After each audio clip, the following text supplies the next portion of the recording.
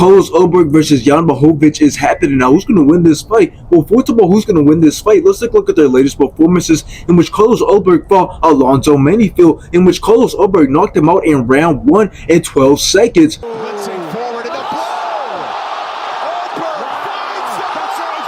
And after this, Carlos Ulberg wanted to fight Volkan Oezdemir, in which both started out very fast. Both of their striking was great, but Carlos Ulberg ended up taking it by decision. Now let's take a look at Jan Blachowicz's latest performances, in which he fought Magomed Ankalaev, and it was a very close fight. Both went back and forth, both had some great shots and kicks, but the fight ended in a draw. A split draw. After this, Jan Blachowicz wanted to fight Alex Pereira, and it was also a very close fight. Jan Blachowicz started off great, but then Alex Pereira picked it up, completely outlanded Jan Blachowicz, and Alex Pereira ended up taking it by decision.